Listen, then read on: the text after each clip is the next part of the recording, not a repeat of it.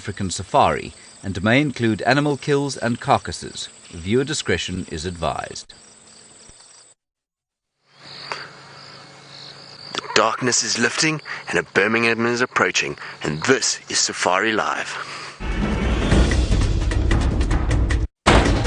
Ready.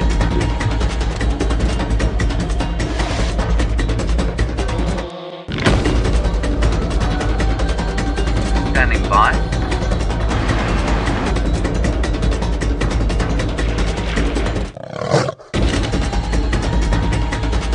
Five, 4, 3, 2, 1. You are live, you are live.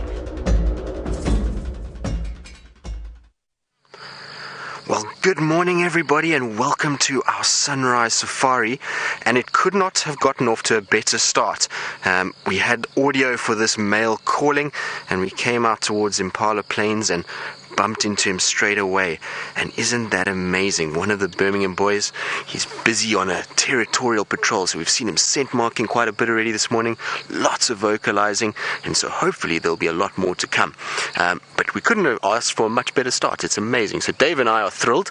We'd like to welcome all the viewers from around the world. I hope you guys are having a wonderful day wherever you may be, or a wonderful evening, and I'm glad that you can all join us. And like I say, what a start that we've gotten here. You can see he's still quite full from that buffalo that they consumed yesterday. But he is on a bit of a mission. He keeps stopping and listening out. I wonder if he's maybe not picked up some audio for the sticks. He's heading exactly to where we had the sticks yesterday morning and yesterday afternoon. So I wonder if he maybe didn't hear the sticks during the night, and that's where he's off to go and try and see if he can locate on them. There's so far no sign of any of the others, other Birminghams. Maybe they're still lounging about where the buffalo was, but we're going to follow this guy and just see where he takes us. It looks like it is in Tsuku, but I'm not 100% sure.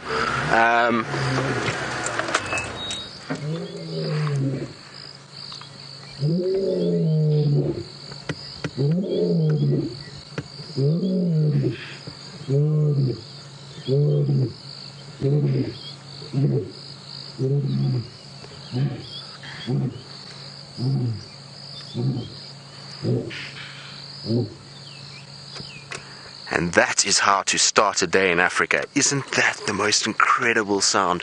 I really, really, really love when lions roar.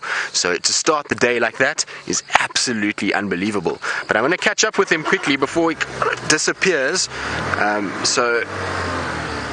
But like I say, that sound is just something that you can never, ever, ever forget. It's one of those things that any guide will tell you is a sound that they always, always, always enjoy to hear. So it really is quite something. That sound will be carrying all over this area. He'll be announcing himself to everybody, making sure that everybody knows that he's here, that this is his territory. And if the Styx females are around, they would have then heard that and will be either coming towards it, or potentially they will be moving away from it, depending on their the way that they feel this morning. So I'm just going to try get round. So Laura would like to know, does this lion always have a limp? Laura, I must be honest, I haven't seen much of the Birminghams over the last few months, but every time I do see them, they seem to have these limps like this. The limp seems to get better the more that they walk. It's almost like when they lie down for long periods of time, which this guy would have been doing during last night to try and digest that buffalo, that they get a strong lactic acid buildup in their limbs, and it becomes quite difficult for them to walk. Over time, as he moves and as he walks around this area, so the muscles loosen up, the joints loosen up, and the limp becomes less obvious. But yes, they have got a few limps. I've seen one or two of the Birminghams limping around. They also have fought quite a bit with each other, so there's quite a few wounds. You can see he's actually got a wound on his left eye at the moment that's still busy healing. you can see he's just having a good scent mark there. So he's rubbing his face, which has got some scent up on that bush, and then he's going to lift his tail and urinate. There we go. And that will be a nice chemical signature to everybody that this is my territory. And you can hear in the background there's also a whole bunch of impalas alarm calling at him, so they expressing their displeasure this morning at him walking around and vocalizing, and so you'll actually find that they'll stay quite close. They're not going to move too far, just so that they can keep him in eyesight. What they don't want to do is run away blindly. They don't know how many other lions are around, and also they could then potentially run and lose visual of him, and he can go into an area and start stalking them. So you'll find that they'll kind of follow him around, shouting, telling everybody that they've managed to see and locate a predator, and that everyone must be very, very careful.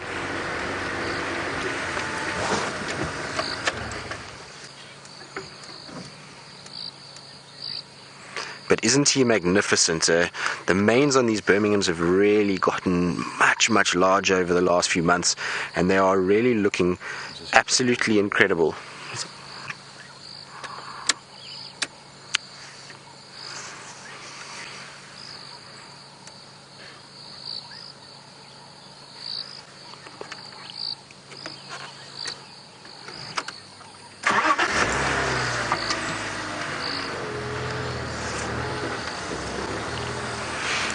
And I tell you what, it's an absolutely beautiful, beautiful morning. We've got these few clouds. There's a beautiful sunrise that's lighting up the clouds, giving it a purplish tinge. And I tell you what, the morning could have not have started any better. Oh, we've just stopped to have a little groom quickly.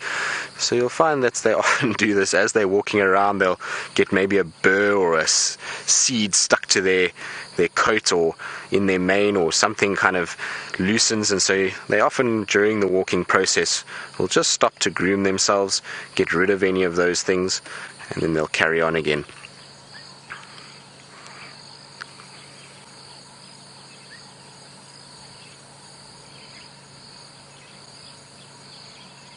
But that is as picturesque setting as you could ever ask for. Like I say, male lion, dead tree in the background, sun rising, bit of cloud to reflect all the light, and it doesn't get much better than that. Hopefully he'll also roar towards us at some point now.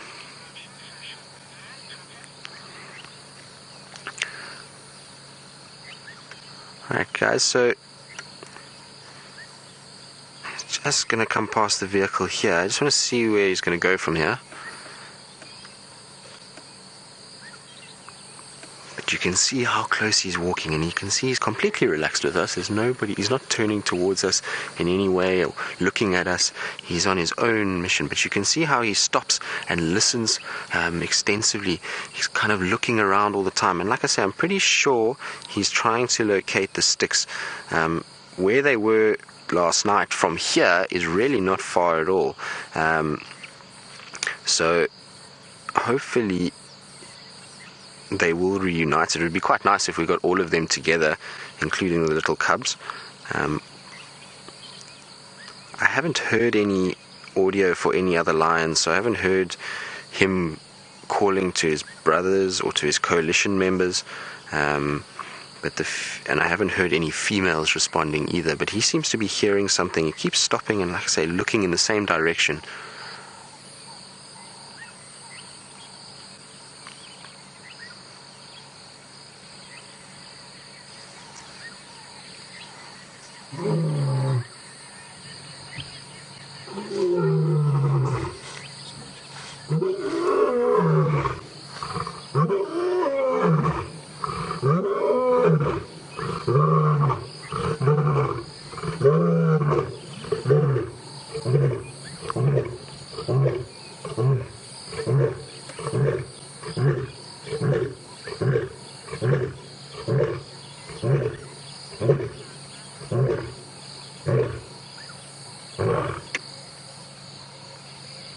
That's absolutely incredible. What an amazing sound. That is one of those sounds, like I say, that just carries scurries over the bush. And actually, while he was roaring, I heard another lion calling to our south here. So it seems like he is contacting another lion. I don't know if it's a male or a female. It is very far away, so it was very faint. And with him roaring, it's difficult to hear the other one with him making such a big noise. But it seems like he's now heard that one and knows that they are calling, and so if he sits now and calls from here, they can potentially come and find him should they want to. So it seems as though, oh, he's up and moving again.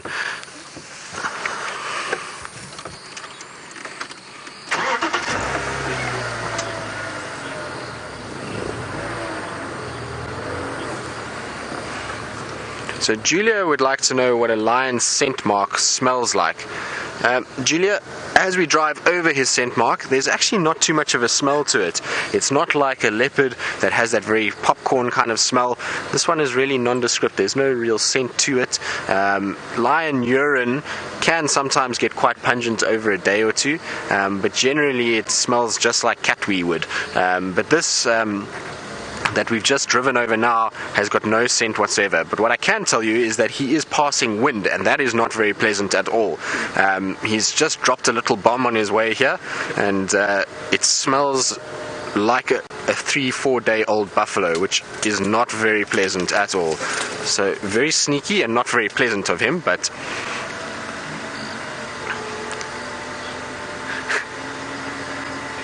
alright, so while we follow him through these thickets and see if maybe he's going to link up with any of the others, we can go back to Byron so he can say his good mornings and see how you are all doing.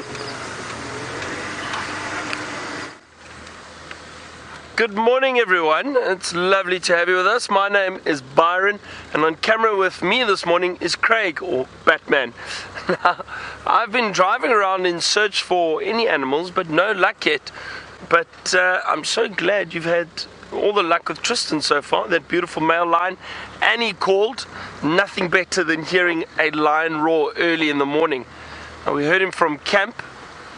Could hear them calling. So I'm not sure where the other males are. I'm sure Tristan will have some luck with them maybe a bit later, unless they've split up completely and they've moved into different areas.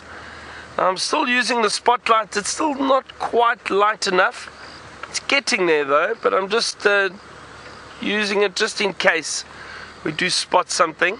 I was trying to see if I couldn't find a chameleon early in the morning, but nothing yet.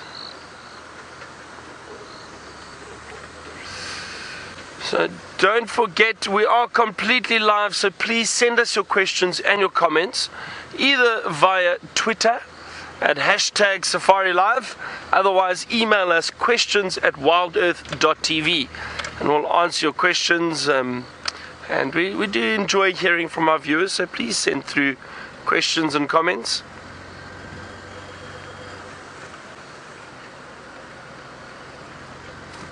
And as you saw, well, Tristan's on the other vehicle, but James will be out a little bit later. He'll be walking or tenting. I think he's walking this morning. I think he'll walk. So James will be out on the walk, and then I think Steph gets back later today, so he'll probably be on the walk from tomorrow morning again, or maybe even this afternoon. I think Tristan leaves today for the weekend. He's got some time off until next week. And so James and I will be doing the drives, the last 2 drives that I'm here for. And then I leave tomorrow morning. Unfortunately, but it's been a great stint. It's been a wonderful time these last 3 weeks. I can't believe it's 3 weeks already.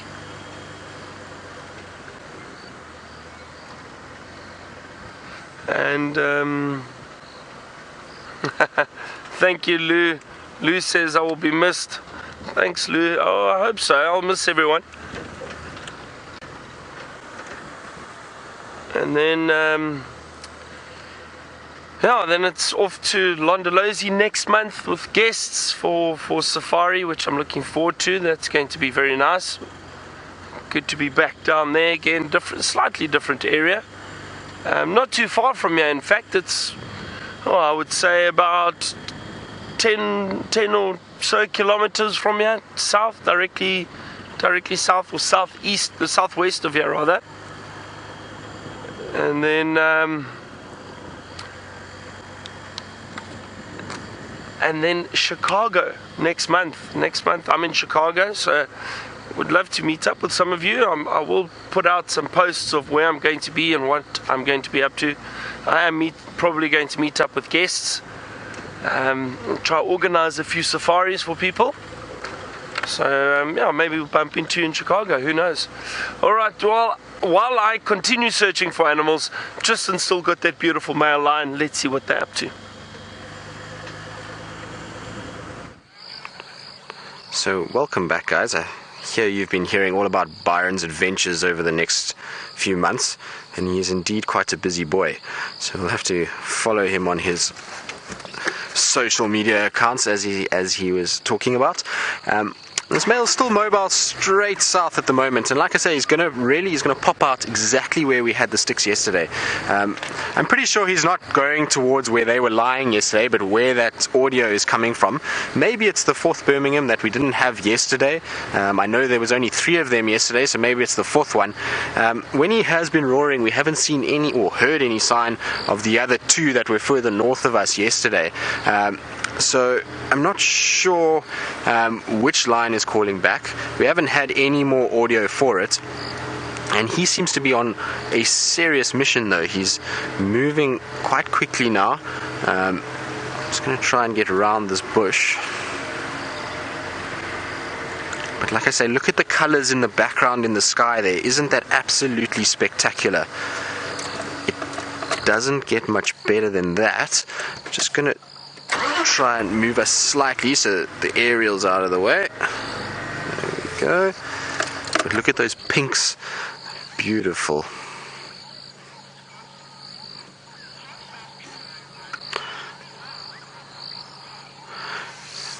So Mary from Wisconsin would like to know, how fast does a lion run and how many miles can they move in a day?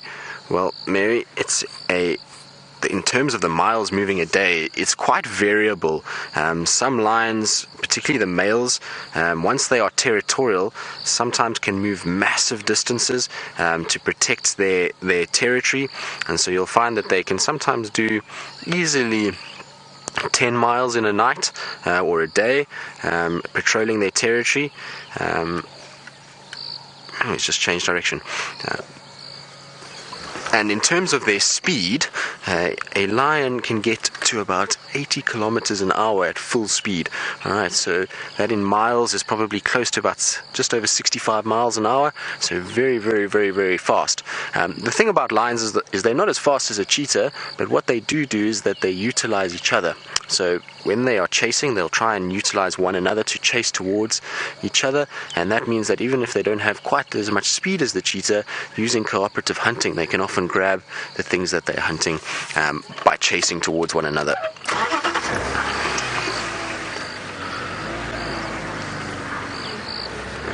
So he's just changed direction. Looks like he's kind of doubling back on himself. So I just want to try and turn us around so we can actually see him. And he seems to have spotted something in the bush up ahead here. He's almost going into a stalk position. You can see he's kind of very interested, and he's being a lot more careful about where he's putting his feet, and he seems to be staring very intently into this bush. I can't see anything. I don't know if Dave, if you can see anything, but I definitely can't see anything in front of us. But it's potentially there could be some animal that's inside here that he's now noticed, that hasn't noticed him, that's piquing his interest. Wouldn't it be great if there was a buffalo inside here? That would be quite something. But whatever it is, he's definitely very, very interested. So I'm just going to wait here and just see. I don't want to disturb any sort of hunt that he might be doing. Like I say, it could also be another lion that he's busy spotted, and that's why he's approaching cautiously, so that he doesn't approach a lion that's possibly not one of his coalition members or a lioness that he doesn't know. Like I say, it could be either of those at this stage. I'm just going to go around a little bit behind him so that we can just see maybe what he's actually staring at.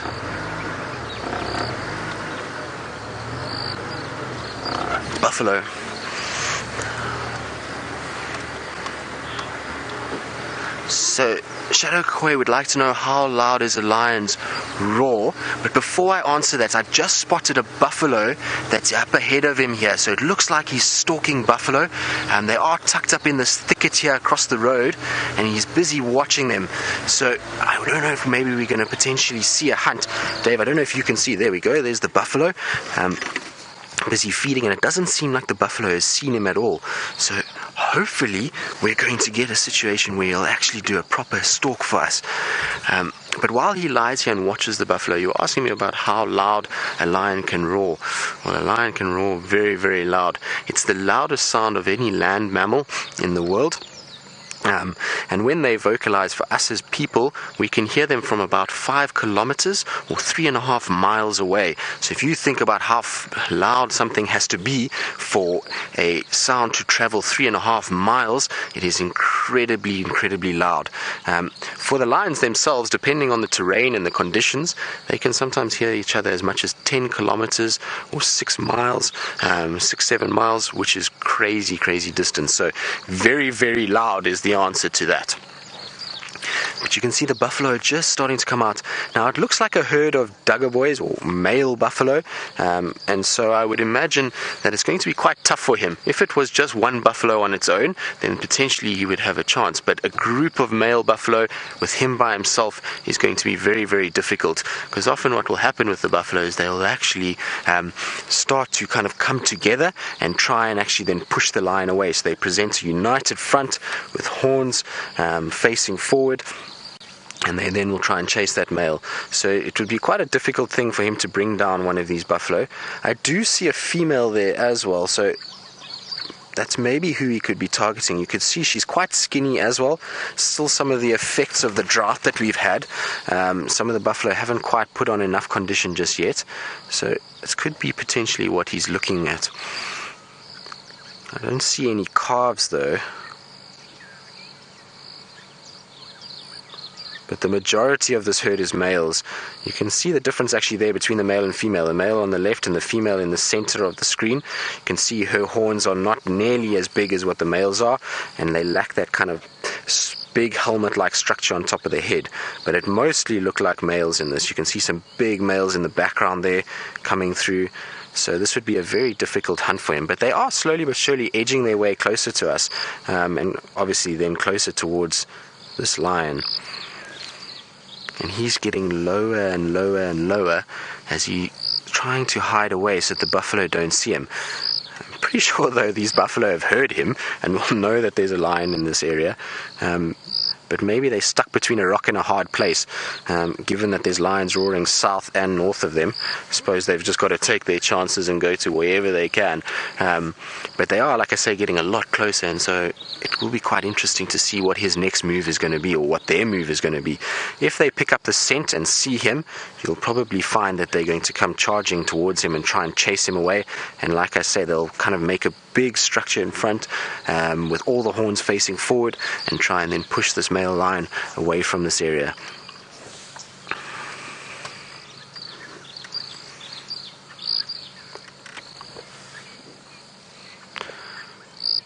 You can see the buffalo are getting a little uncomfortable. I wonder if maybe the scent is not just drifting onto them now, and that they've picked up that there's something wrong here. They're all huffing and puffing a little bit, and they're trying to kind of come out into more open section. It's going to be quite difficult for this male lion because there's really not too much cover for him. You can see where the buffalo is standing now. The grass is quite short, and so for him he's not going to be able to stalk up too close. And you can see with the buffalo how they've packed together really tightly now. So had this been a situation where the buffalo were just grazing along and there was no lion, you would find that they'd be a lot more spread out and strung out, and they would be feeding in all different directions. Whereas now they've come right together, and it's going to be really quite difficult for a lion to grab any one of those out of the middle of that. So what he'll probably try to do if he does hunt is try run in there and cause a bit of panic and try and get the buffalo to separate and then grab one of them. Oh, having a little rub. He's obviously not too perturbed about what's going on.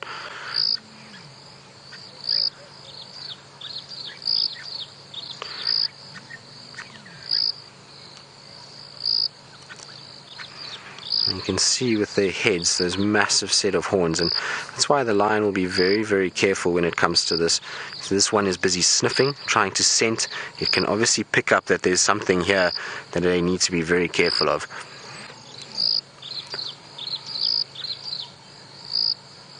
So buffalo will always do this when it feels like there's something around. They lift their heads right up and they're trying to catch any sort of breeze that's blowing that potentially could bring the scent of whatever threat is around.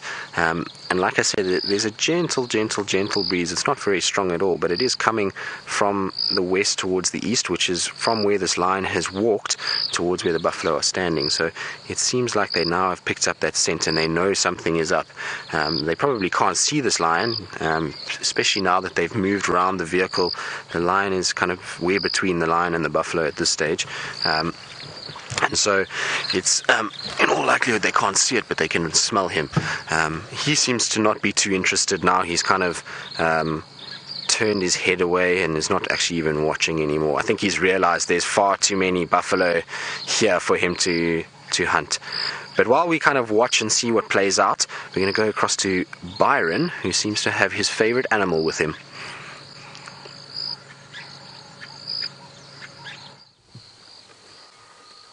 That was exciting, the lion stalking the buffalo. But yes, Tristan, I do have one of my favorite animals, a very close second to the honey badger, I think, for me. This beautiful big male elephant. He's been very relaxed, just feeding. I wonder if he's found some marula fruit there, perhaps, that he's enjoying. He's been very relaxed with us being around him, which is great. Lovely thick set tusks. Look at those tusks, really lovely.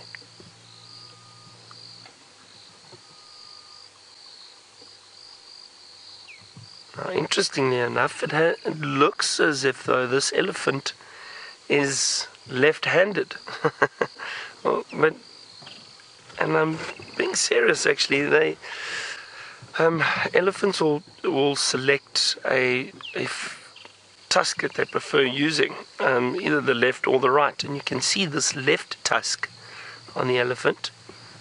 So his left tusk has definitely been used a bit more. It's been ground down slightly compared to that right tusk. Smoother. It's also a little bit lighter in coloration, probably from being used to scratch against trees and tear bark, or break branches against it. So he would probably be left side dominant. That's basically what it is, and you'll see it very clearly on the tusks of big elephant.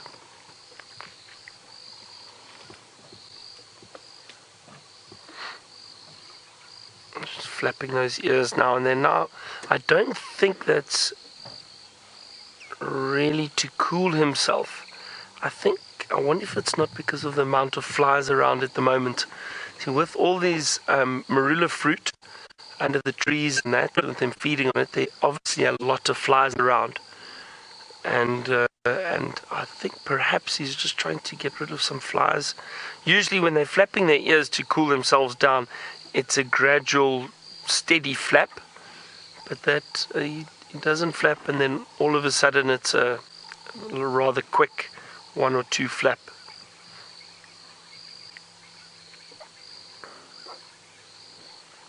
It's not unusual to find a big male alone by himself like this, moving around. And occasionally what happens is you get younger males meeting up with these bigger, older males, and they'll follow them around. They basically get taught how to be successful. These big old males, dominant males, will teach the younger males where to look for females, how to follow a herd of females, and they teach the younger ones. You might see 3 or 4 males together, usually a big old male and his 2 or 3 ascaris. They're known as ascaris. They basically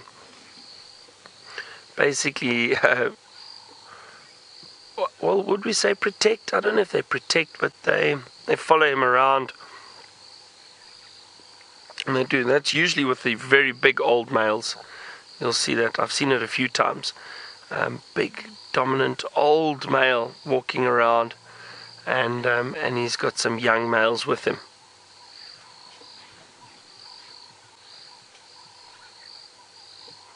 Perhaps like the Godfather.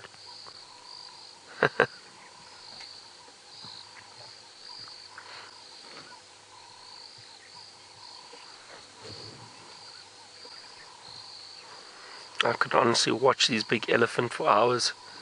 I find them so fascinating. They're so intelligent.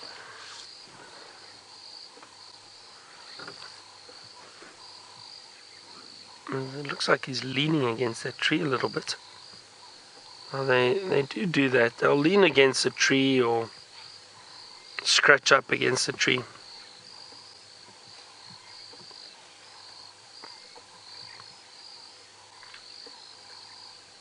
And Diane, the marula fruit, I'm trying to think now when they start disappearing.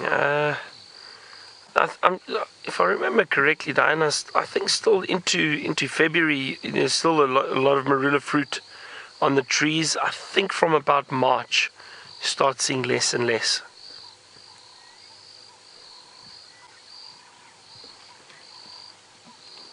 Obviously now, basically in the height of summer, January, February, are usually known as the hottest months down here in the African bush. So there's still a lot of rain to come, so the trees will still bear quite a bit of fruit.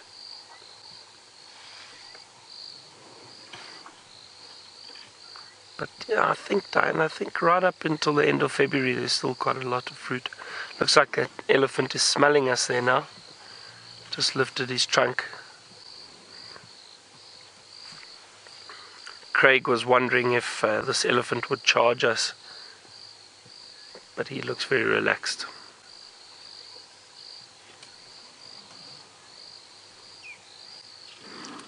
I'd love for him to come right up to us. Just come and say hello.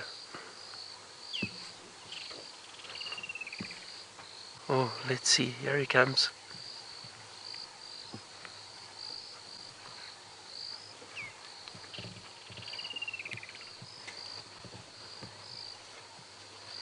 Oh, that's great.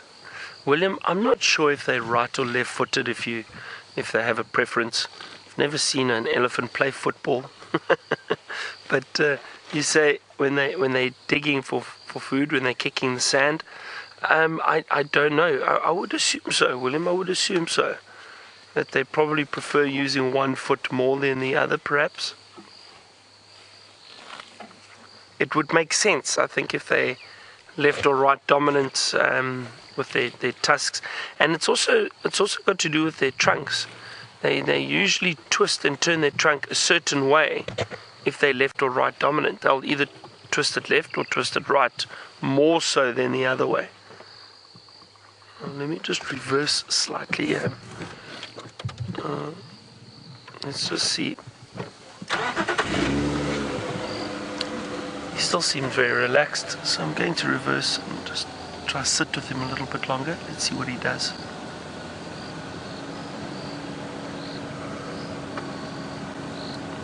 Oh, magnificent. Such a beautiful male. Hello. Wow, he's probably about 8 meters from us. Very, very close.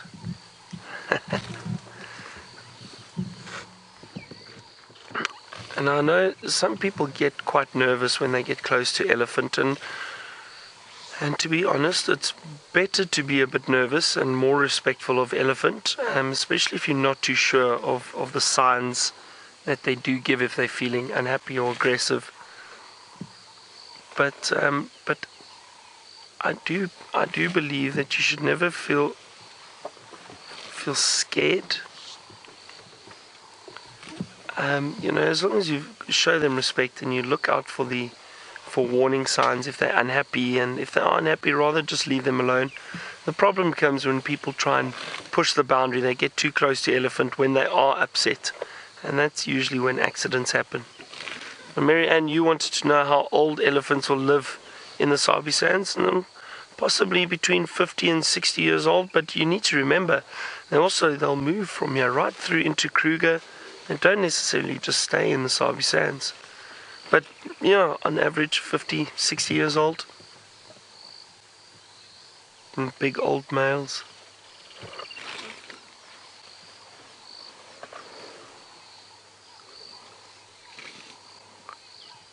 We always we debate a little bit about who is the king of the jungle. Is it the male lion, like Tristan has got, or is it a big elephant like we have got? Now, if any of you have seen an elephant or a herd of elephant pick up on the scent of lions, you'll definitely know who the king of the jungle is. I've seen elephants chase lions many times, and the lions scatter. Look, there are parts of Africa where lions have been known to hunt elephant, but younger elephant, smaller Ellies, younger ones, or the females, perhaps small females. Especially in Botswana, there are huge amounts of elephant in Botswana. And there are prides of lions there that have been known to hunt elephant on occasion. But again, it's not easy. But a big male like this, I don't think he has any threat. The only threat to him would possibly be another male. That's it. Sometimes elephants can have huge disputes when it comes to, basically when it comes to looking for females and trying to be more dominant than the others. Males can fight and they can be very aggressive. And I have seen once before, we came across a carcass with that was killed by another elephant, the two males. Next morning we found this dead elephant. But the whole area, and it must have been about 30 or 40 square meters, so quite a large area, and you could not believe the damage. The trees were pushed over, there was stumps that were kicked up, and the grass was flattened, the sand was kicked up, and it was incredible to see the devastation that these two massive elephants caused from fighting with one another.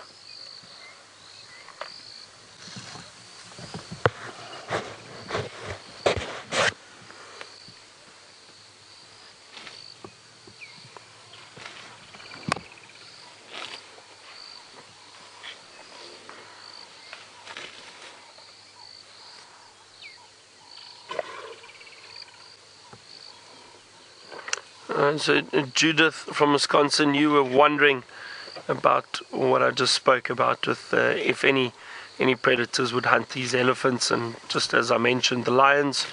So I hope that answers your question. Lions, perhaps a very experienced pride, maybe, but again, highly unlikely for a big male like this.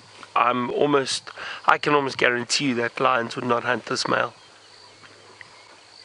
I've never heard of lions hunting elephant in this area, in the Sabi Sands. But it can happen, younger elephant. Or perhaps an injured elephant.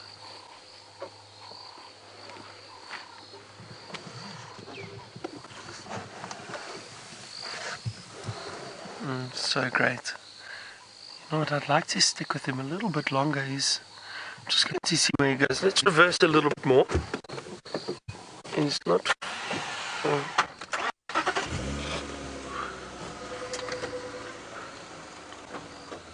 It's almost like he's moving from one tree to the next, from one marula tree to the next, looking for fruit.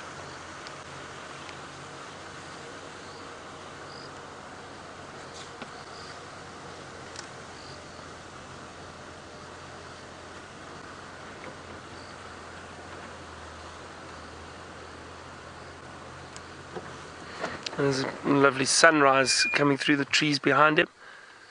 He is sweating a little bit from the temporal gland. Oh, look at that silhouette.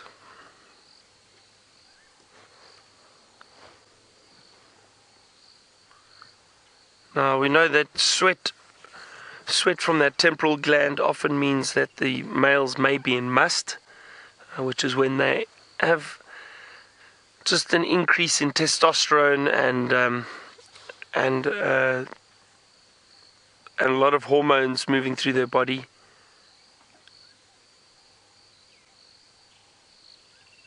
They tend to be a little bit more aggressive when they are in must, but again, it depends. And I think if you spend time with them and you keep your distance, and if they choose to move closer to you, then usually they are relaxed. But you can see immediately if an elephant is unhappy. What they'll do is they'll flap their ears vigorously, not like that. That again, I think it's the flies bothering him. He'll lift his head, make himself look a bit bigger, possibly a stiff tail. When the tail stiffens, that's also a sign that they're not happy. Okay, now that beautiful elephant is moving off. What a great sighting. I'm so glad we got to spend time with them. We've got not quite a surprise, but something different for this morning. James is out on the bushwalk, but he's being viewed from the air, I believe.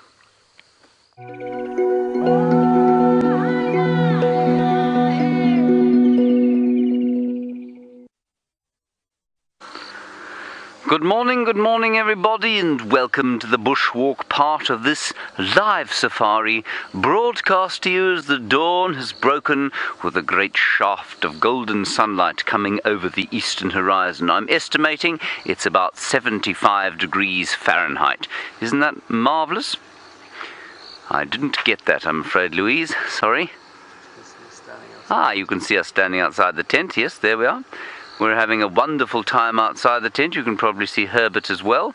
It is a very pleasant morning, of course, on account of the fact that the cloud has broken, the storm has gone away, and with any luck we'll have gorgeous evaporating water and many pleasant smells today. My name is James Henry. It's wonderful to have you with us today. On camera today, Rondre. That's why the angle is sort of down towards me, because Rondre is very large, of course.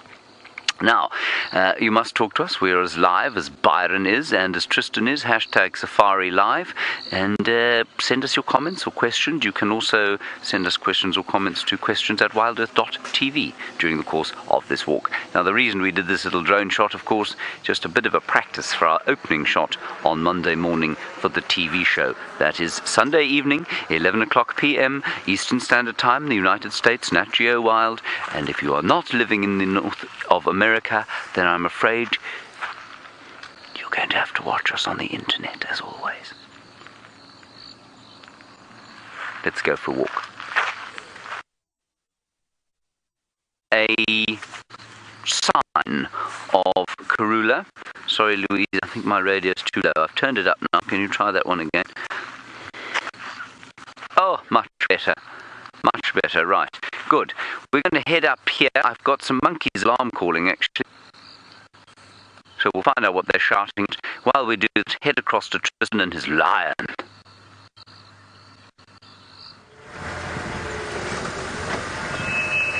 So we're still busy following this male. He's still generally mobile in a southerly direction. I believe I've spoken to some of the other guys that are out on drive from some of the commercial lodges, and I believe one of the other males is somewhere in front of us, so I'm pretty sure that's where he's heading to. It's still quite a way away from where we are, but what I'm hoping is that eventually they're going to come together. That's the kind of plan, is to try and follow them and see them reunite. So he's going to the toilet now, which is hopefully for us we're not downwind, because that's not going to be pleasant. As we've been following him along, Dave has noticed that he's been dropping quite a few bombs and passing quite a bit of gas that has really not been pleasant to smell at all. So that's not going to be very pleasant, what he's just left behind there, and so we're going to try and avoid that as best as possible. But with the buffalo earlier, the buffalo actually caught his scent. Oh, look at that. He's gone up and he's busy sharpening his claws. So you can see he's got his two front paws up on the tree, gets his claws out, and he's going to scrape them along that tree. And that just gets the point nice and sharp. So when he needs to use them, they're in the best condition possible. So like I was saying with the buffalo, they caught the scent, and then unfortunately they just ran away. And I think because he's quite full-bellied and had a buffalo yesterday, he's not really that interested. Also, there was just far too many buffalo for one male lion to go after. Lots of big males in that group. They didn't got up and carried on. I'm sure the buffalo were quite perturbed. They ran off at quite a speed and were gone in a few seconds.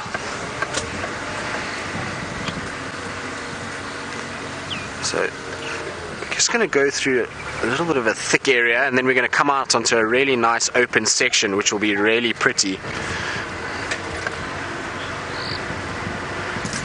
So Sarah would like to know how much a male lion weighs. It is quite variable and it depends on certain areas, but anywhere from about 200 kilograms or 400 pounds to about 300 kilograms or 600 pounds, so anywhere in that category. This male that we're seeing here, he's not the largest of males that I've ever seen. He is quite bulky, but he's not massive, so I would imagine he's probably around the 220 mark, so just over 450 pounds, but that is still big in anybody's book, and that's a big kitty if you ask me.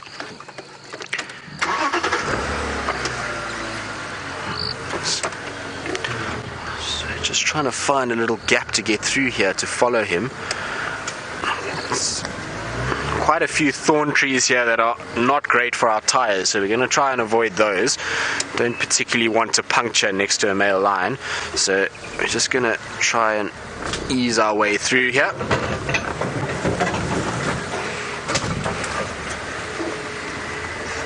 Just watch your head there, Dave.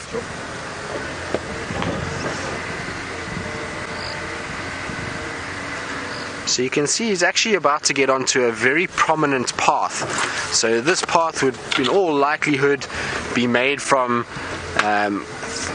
multiple different animals. So things like elephants, hippos. You'd find that zebras would utilize this quite a bit. So this is an area where, you know, often other animals will use, just because it lacks grass, and so therefore not as many ticks or parasites, and so a really comfortable place for a lion to walk. Also, he's not getting smashed in the eye by grass seeds, and so very comfortable for him to go here. Alright, so while we follow him and see if he's going to join up with his coalition member, let's go back to Byron and see what update he's got for us.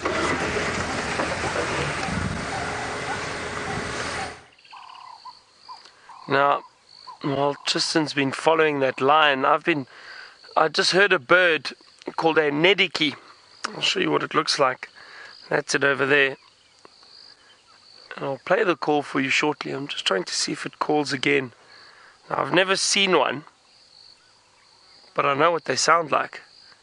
And there was one calling very close by, but they're so small and it's so difficult to see. It's a nest, but yeah, that cute, very cute little bird. Oh, and I was really hoping to see it. Now, let me play the call for you.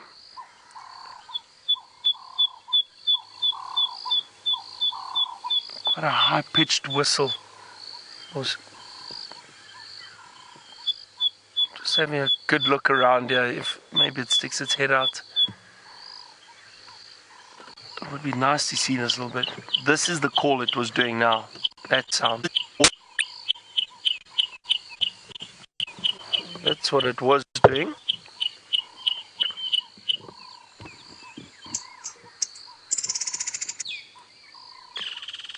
There's a woodland kingfisher calling somewhere above us in the tree. Can't see it at the moment. It's on the other side of the tree. Oh, it's difficult birding. It's not always easy. Sometimes these birds... There goes one woodland kingfisher, I think. No, that was a dove that flew off. The little kingfisher's still up in the tree. You think you got in there? I don't know. It's difficult, Craig? Gee. Well, I think that Nedek has also moved off. You see it through there? Is it good now?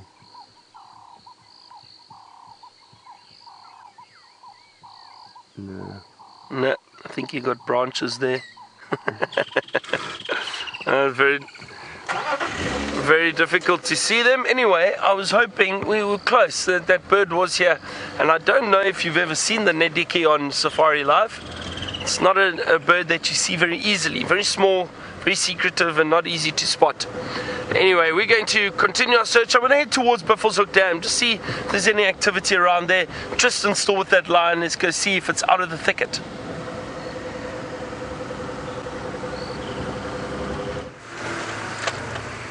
Alright, so indeed, Byron, it is out of the thickets. He's making his way onto this beautiful big open area.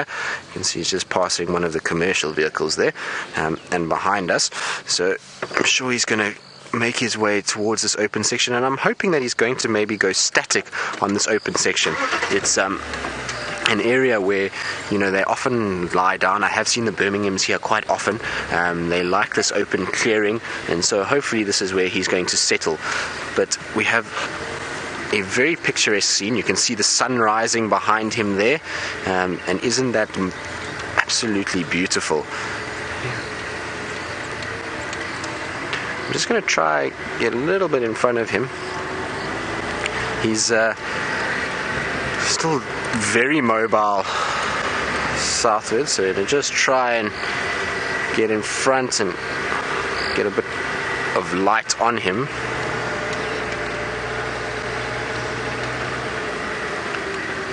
But isn't that spectacular? Beautiful big open area, clouds, a male lion striding across.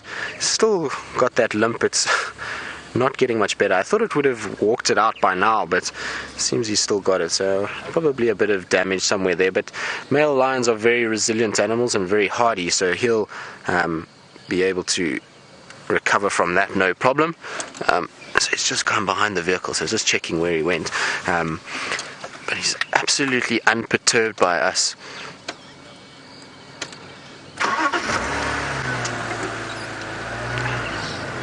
So it doesn't seem like he's going to actually settle down at all. It seems like he's still going straight southwards. I'm not quite sure exactly where his brother is in relation to where we are now, but as far as I heard, was not too far from where we are now. So like I say, hoping that maybe one of them is going to vocalize and the other one will respond, and we'll be able to get the two reuniting. It's always quite nice to find the coalition members reuniting. It's the softer side of male lions. They often then, you know, will bond with each other by rubbing up with their heads, and sometimes even a little bit of playfulness that happens where they'll kind of roll around on top of each other and they'll bite and kind of tap each other with their paws.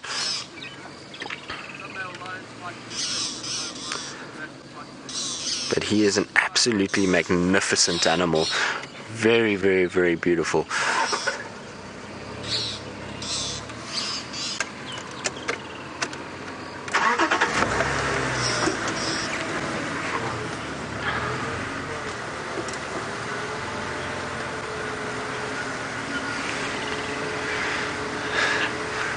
So I believe a lot of you are commenting about the trackers and how brave they are sitting on the front of the vehicle with the lion right there. And indeed, it's quite something to sit on the front of a vehicle with a massive male lion coming straight towards you.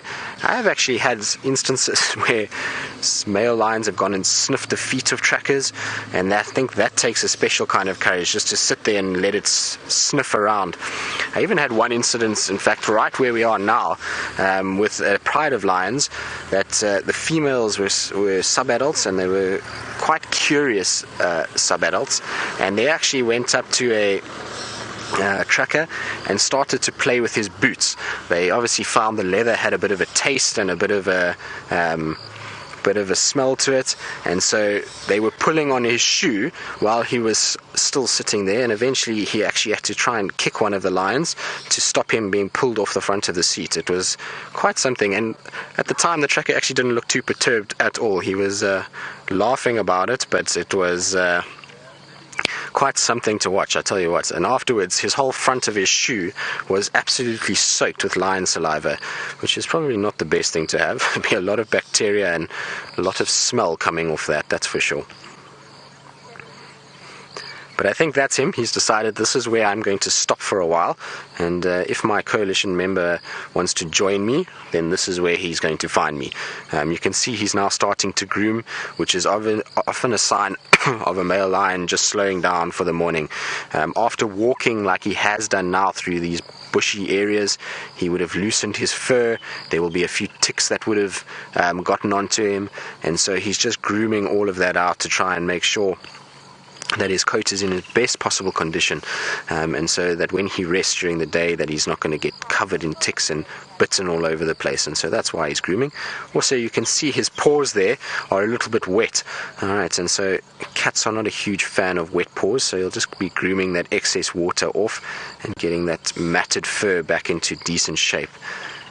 But you can actually see on the tongue there the big hooks that they have, so they have a very rough sandpaper like tongue, and so when they groom like this it really works quite well. It's basically like running a brush through their coat, and they're getting rid of any little bit of grass seeds or ticks or anything that might be in there.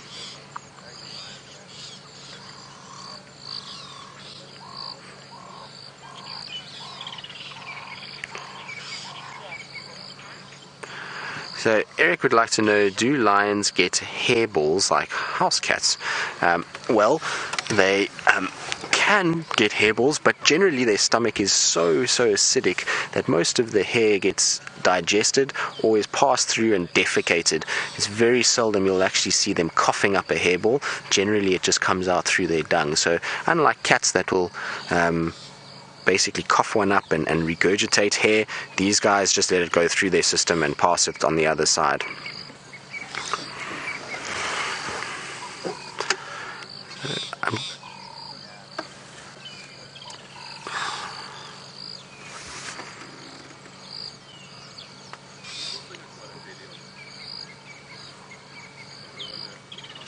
But he's starting to get that kind of sleepy, dopey look about him. The eyes are starting to get quite heavy. You can see they're starting to close a little bit.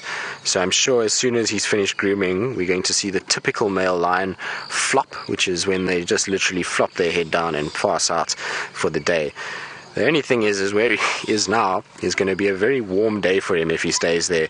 It's already, the temperature is climbing and the clouds are dispersing, and so he's going to be right in the sun if he stays there. So I'd imagine from here he's probably going to try to find a shady area where he'll lie down before he passes out completely for the day.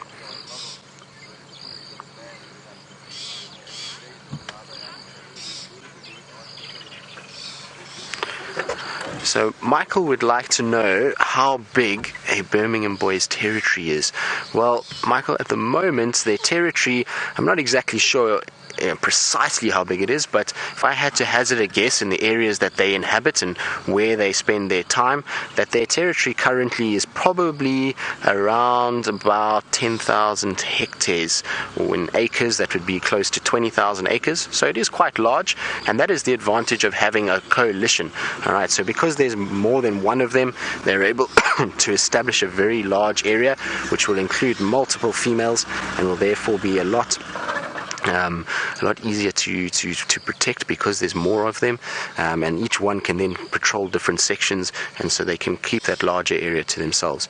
So yeah, I would say about 10,000 hectares, 20,000 acres, but it will shift and change according to other males that are in the area. So as these guys get bigger, males that potentially on their fringes get older, they'll push those guys a little bit more and take their territories, and then you might find younger males or a bigger coalition starts to come into the area, and so their territory will shrink a little bit. So it ebbs and flows all the time, but at this current moment about that size.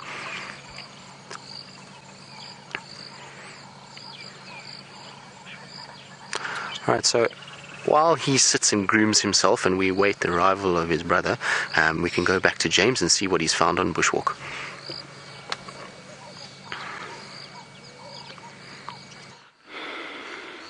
What I have is an interesting marking on the ground here. Gendre, if you would be so very kind as to place the camera somewhere within this rectangle that I'm drawing with my stick. There we are. Now, what we have here is the scrapings of an animal, and the scrapings of an animal that is possibly blessed with a pedal gland. In other words, the gland that is, well, in between its little toes. Now, what I want to do is have a smell at this first, because I don't know if it actually has a smell to the human nose.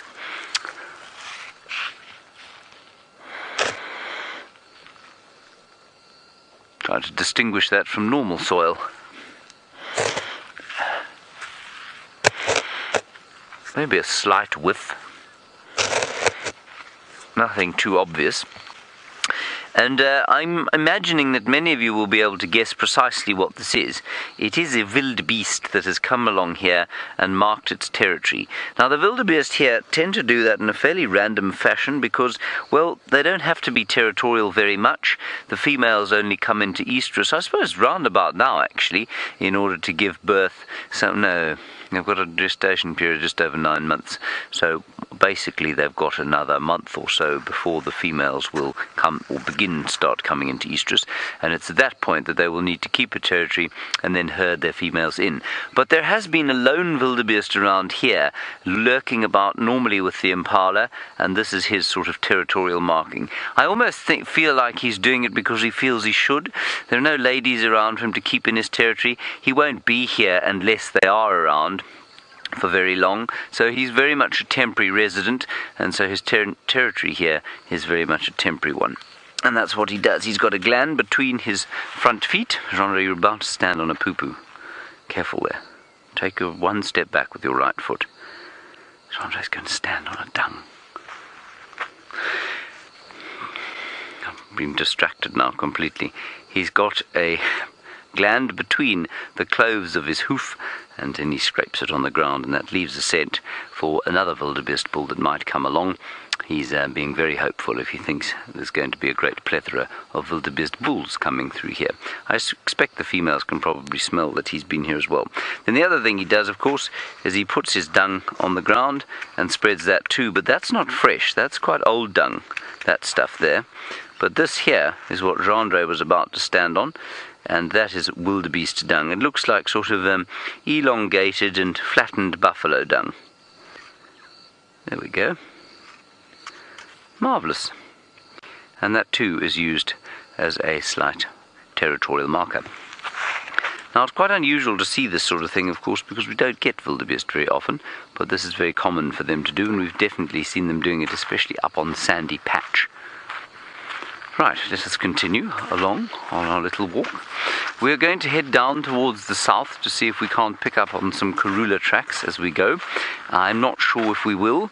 We don't know where she is, and the really quite exciting thing about the rain that we've had over the last few days is that everything is washed afresh. And while it's always nice to know where she is, and because it makes trying to find her when she comes back onto Djuma from Little Gowrie or from Torchwood that much easier, it's quite nice, I think, now to not know at all. We have no idea where she is, because any tracks that there were have been obliterated by that big storm that we had, not last night but the night before, and so it's all kind of fresh. The mystery is going to have to be unravelled from scratch. We think maybe Little Gowrie, we don't know though.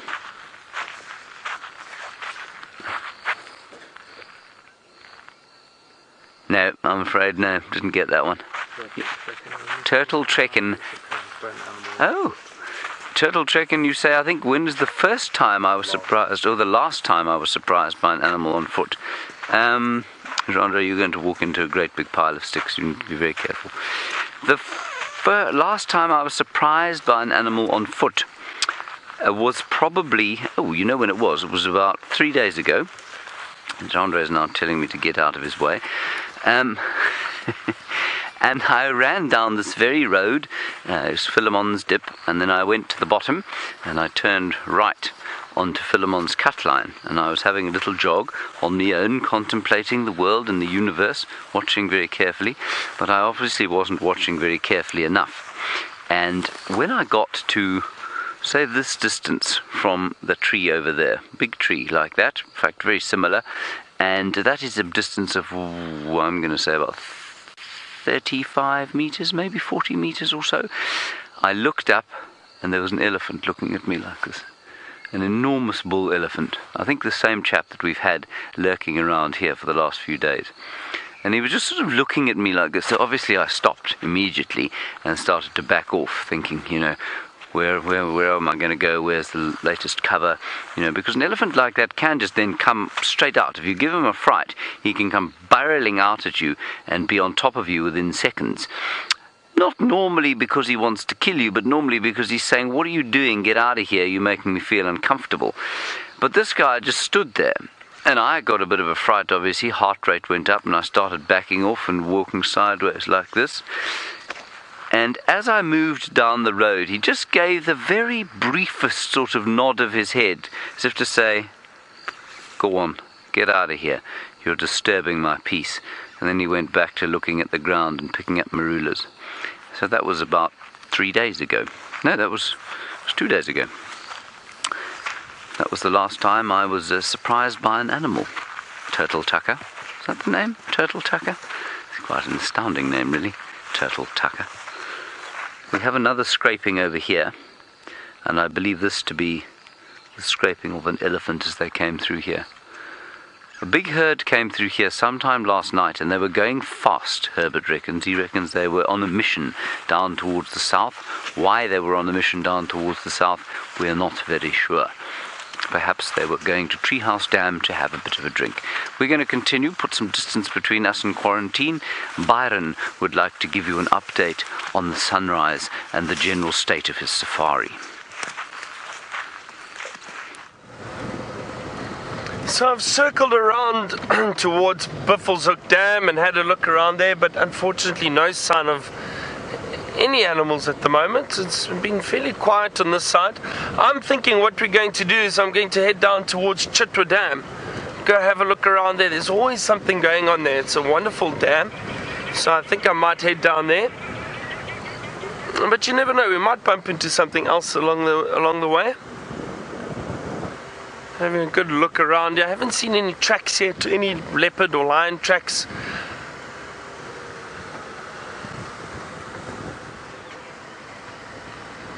Or buffalo. You know, I was just thinking the other day, I haven't seen buffalo on drive for quite some time. I know James had the other day. I think he was on foot though.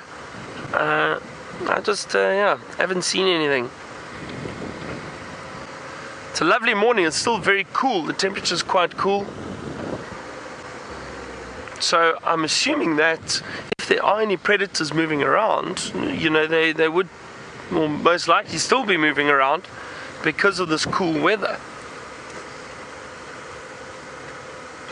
No, leopards do enjoy moving around for quite some time in the early mornings. Possibly still trying to look for food if they are hunting, or just going to find an area, patrolling their territory, and then find an area to rest for the day.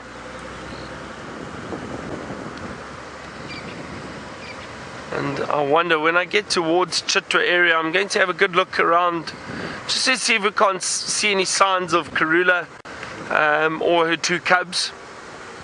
And there's a Kudu hiding in the bush. Let's see if we can get a view of it quickly. A female. Don't go.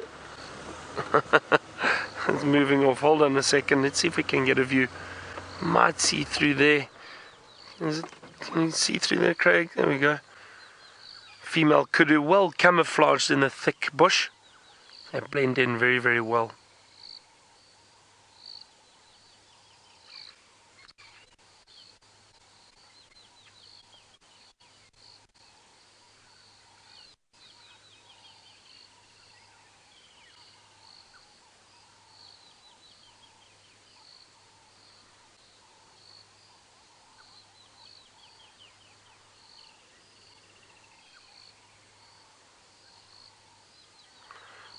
No, these Kudu enjoy browsing. I'm surprised that, you know what, as I say that, I can see another one. It's going to be moving to frame shortly. There we go. I was about to say I'm surprised I can't see any others, but there's definitely one or two more around here. I'm sure Kudu are usually, especially the females, they are in small groups. A beautiful antelope. Those big ears, very focused on us. And they, as I was saying, they like moving through these thickets because they browse.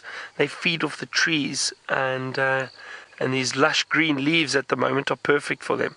So that's what these kudu are doing in this thicker bush or brush.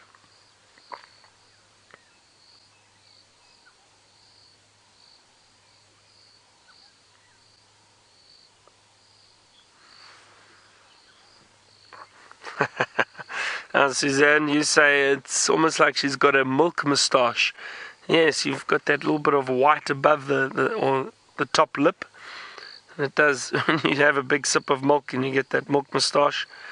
Yeah, probably. It does indeed look like that. Beautiful markings on a kudu. Just disappearing through there. Well, that's nice. Nice to see some kudu. And Rusty seems to be packing up on us a little bit. The starter, I don't know what's going on. Oh dear. If we get stuck, we'll blame it on James. We'll say James broke it, if anyone asks.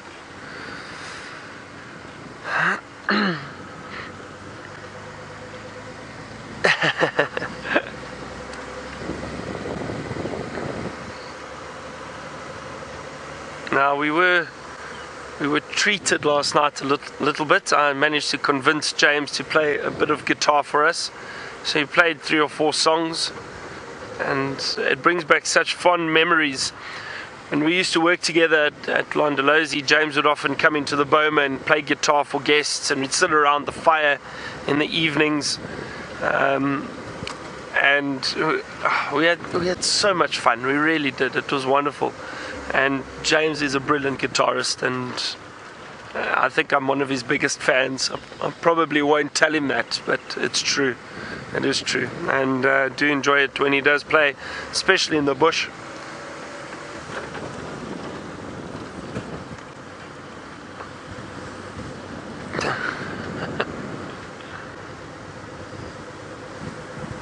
And tonight, I think, well, I suppose it's, well, they all said they're having a going away party for me.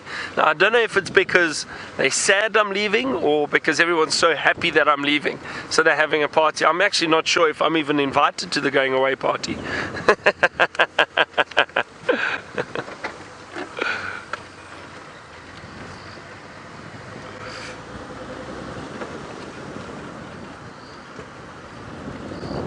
Louise says it'll all be very somber and James will play sad going away songs. What's a sad going away song? Since you've been gone. I don't know. Hang on, I spotted a bird over here. It's a dove. It's a laughing dove. Here we go.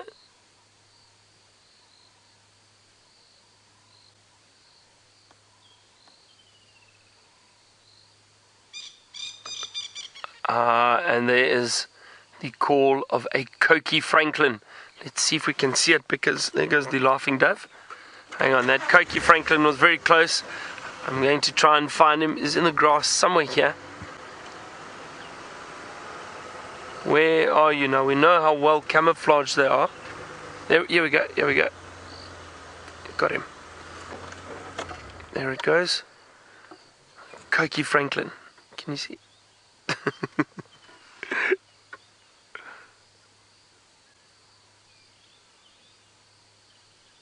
Lovely, and there's a lot of Cogui Francolin up in this area, and it's funny. It depends on where you are, because they prefer certain types of habitat, and you don't always see them.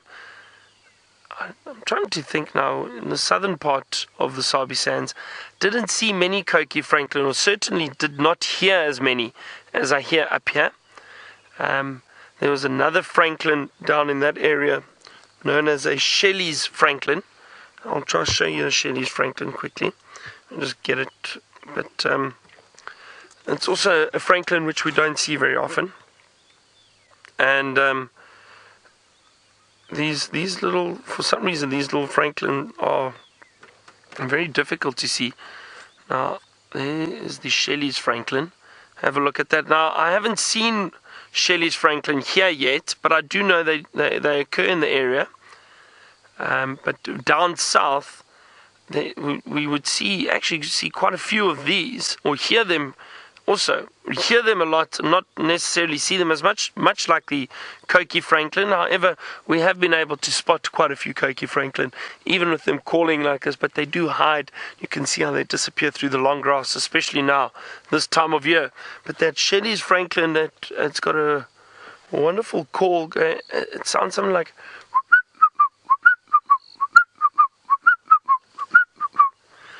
Like we always used to say, it sounds like he's saying, "I'll drink your beer, I'll drink your beer, I'll drink your beer." Don't know if that is the case, but that's the sound of the Shelley's Francolin.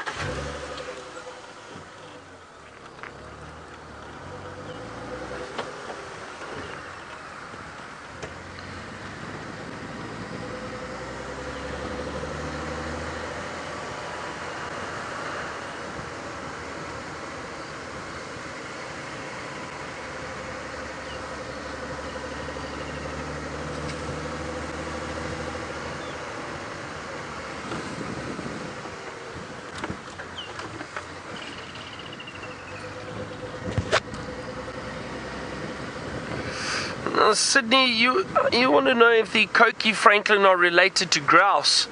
Now, Sydney, I'm not entirely sure. We don't have grouse in southern Africa, and but they are ground nesting birds, so they similar behavior, I suppose, to a grouse. They wander through the long grass and through the brush and look for food, and if they get flushed, they fly up out of the grass. So similar behavior and similar to grouse. I wouldn't be surprised if there is some small relation, but I don't actually know. I'm not sure, Sydney, but the shape and the size and especially some of the larger Francolin, like the spur fowls, the Natal spur fowl or crested spur fowl. They are Francolin. They used to be related to Francolin, or be called Francolin rather. So those birds definitely, I'm sure there must be a relation to grouse somewhere along the line,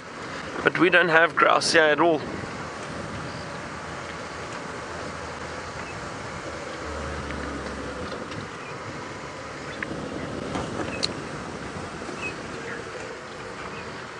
It's a lovely smell in the air this morning. I'm trying to think how I can explain it. I think it's just all the moisture in the air on the grass. There's just a lovely smell. There goes a black-bellied bustard. It just took off and disappeared now. But anyway, I'm going to head down towards Chitwa Dam. While I do that, James is looking for Karula 2 this morning. Let's go see if he's had any luck or any tracks.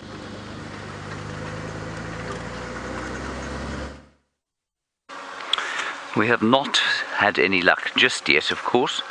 We are walking now down towards Treehouse Dam to see if we can find some tracks. Currently, our feet are getting very soggy in the middle of this block. But that's okay, because hopefully something exciting will emerge from the bushes. Hervey is looking around on sort of a 270-degree arc around us. You can probably see him just to the left of us. There goes a steenbok.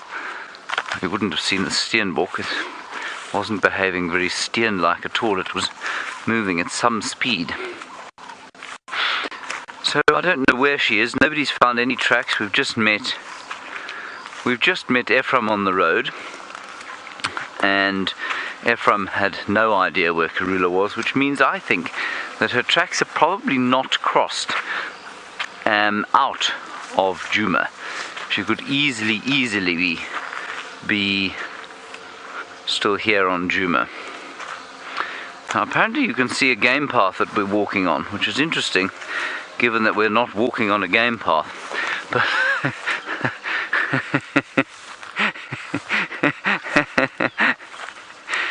I'm quite looking forward to finding a game path it will tickle my legs slightly less.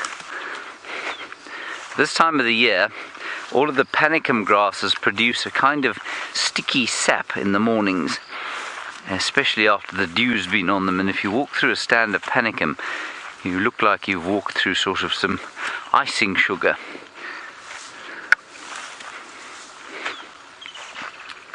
Now, of course, looking at the ground here is extremely difficult. You've got to be a tracker of Herbert's sort of repute to be able to spot the footprints on ground like this. It's not easy, and so we walk very slowly, just seeing if we don't flush something, and then we have the expert Herbert walking sort of arcs around in the front of us. Oops, there is a stick. One must be careful. Now, when you're walking in the bush, and I've talked about this before, it's very important to maintain what we call 360-degree awareness, especially if you're walking with a guest. Now, I'm obviously not walking with guests, but and of course we have Herbert for security, but that doesn't excuse me looking around for things that may pose a potential threat. And it was one of the most difficult things I learned when I was learning to guide people on foot. And that is because if you know, when you do your exams, if you miss anything, immediately they're going to fail you, because you can't really afford to miss anything.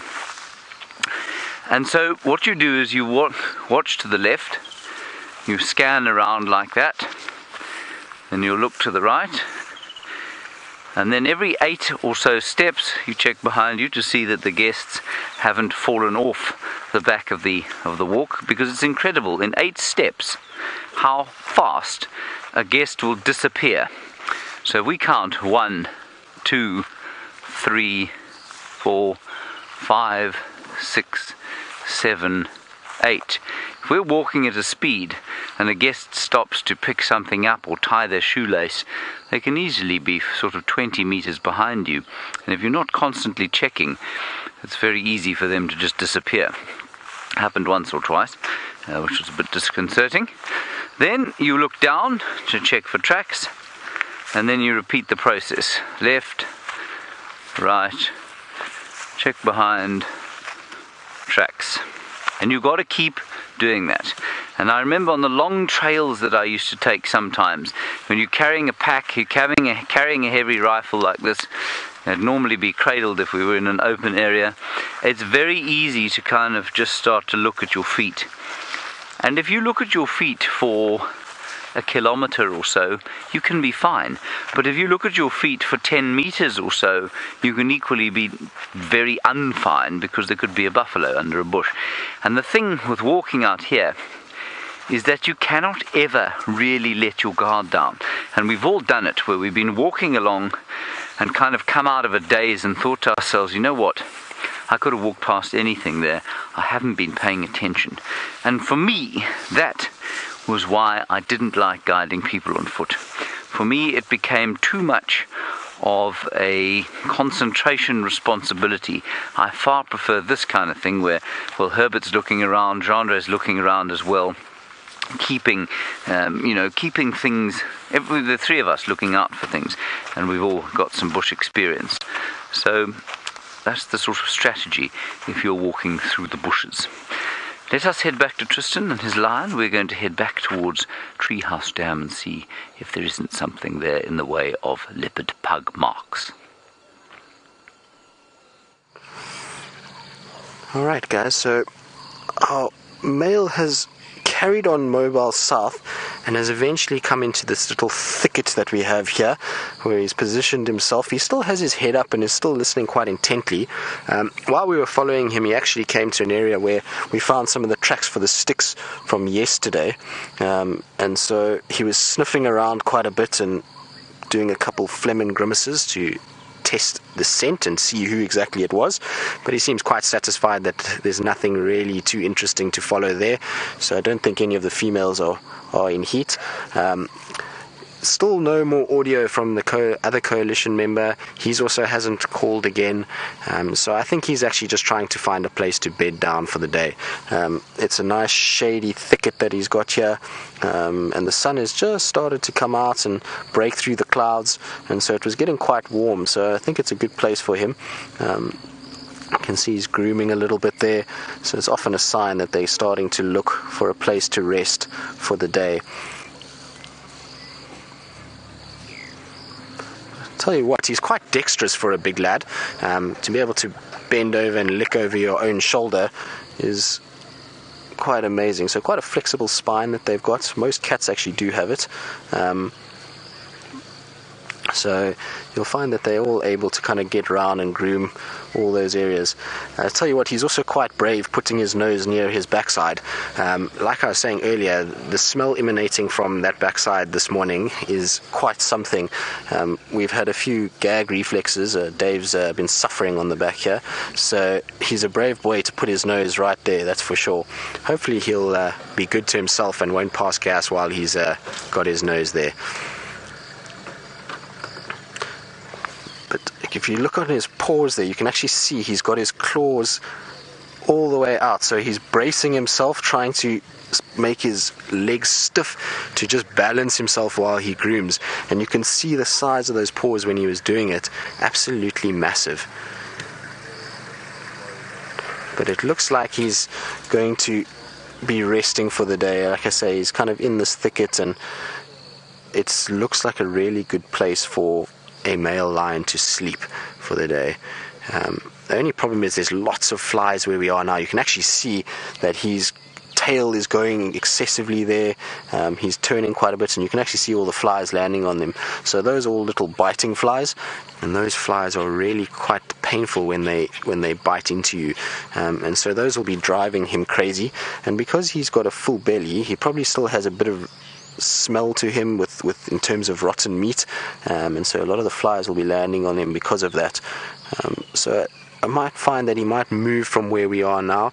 The flies weren't nearly as bad when we were following him to this point, and it's as we've kind of come down into this thicker area where it's quite moist and wet that there's a lot of flies around. So there we go, it's just up and grooming. Like I say, they almost like a gymnast when they move like this.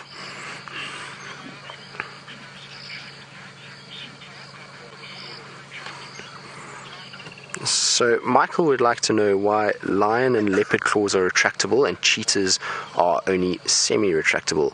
Well, the answer is that the lions and the leopards do not run fast enough to need their claws all the time. A cheetah, when it's running, it needs those claws out to be much like a sprinter on a track.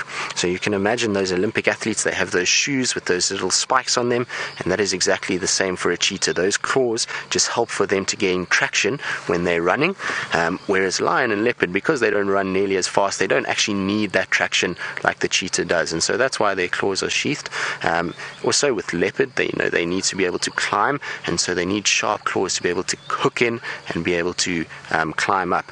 The other thing with lion and leopard is both of them will rely on claws to grip an animal, whereas a cheetah, often because of the speed that it's running, uses an ankle tap, so it doesn't need the claws to actually dig into the animal to hold it. It just taps the legs of that antelope, and that antelope then falls over. Whereas these guys, the claws will actually dig in and they'll hold on and then be able to pull that animal down.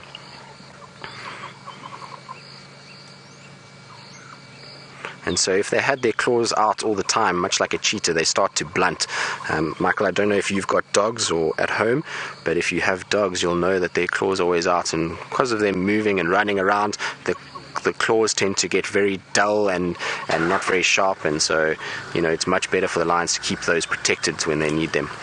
Alright, so while we kind of see what this male gets up to and see if he's actually going to bed down for the day, we're going to go back to James, who seems to have a little creepy crawly for you.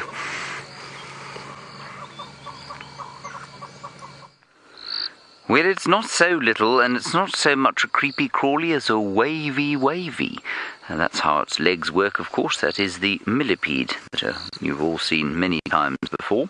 But this one has climbed up into a tree, and you'll read in the books that they are sort of detritus eaters. They eat leaves that are rotting and that sort of thing, but clearly they also eat a number of other things, including fungus. And I'm wondering if this one hasn't climbed up this tree. It's either up here to eat the rotting wood, or quite possibly there is a fungus of some kind growing into the rotting wood of this tree, and perhaps that's what the millipede's after. This one seems to be in a state of some deep sleep. Perhaps it had a heavy Thursday night out. And I'm not going to disturb it, I'm just going to leave it sitting there, and I'm just trying to see if it is eating or not. But it doesn't seem to be. Well, maybe it is. It might be having a meal, but I think it's probably just having a rest. I wonder also if they don't try and gain a bit of height as it gets dark at night. Perhaps that helps them to not be eaten quite so often. To not be eaten, that's the second time I've used a split infinitive on this drive today. Absolutely shocking stuff, really appalling. I do apologise. Splitting infinitives. Then, this creature is not the only one over here. Come over here, Gendre, and try not to trip over anything on your way. Come around this way. I don't know if this is going to be viewable from where you are, but you can try. There is a whole heap here of termites that are still out, and they are devouring exactly the same thing that millipede is, the dead wood of this fallen, well, I wouldn't say giant, but it could have been a giant. It was a combretum tree, and they're going down. Can you see my hand, Andre? They're going down into their burrow over there, and somewhere around here will be the main cavern of their little sort of, one hesitates to call it a mound, but I'm just like, I'm sounding unsure because I am unsure. These look like fungus growing termites to me. You know what? You see that mound over there?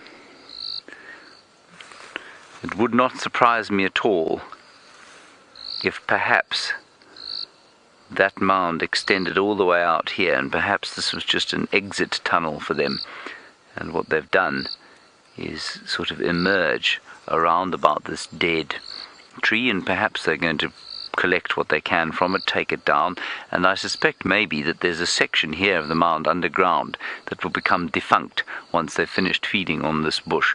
But they could be feeding on this tree for years. And if you look over here, you can see what they're doing. They're taking away bits and pieces of the dry bark here.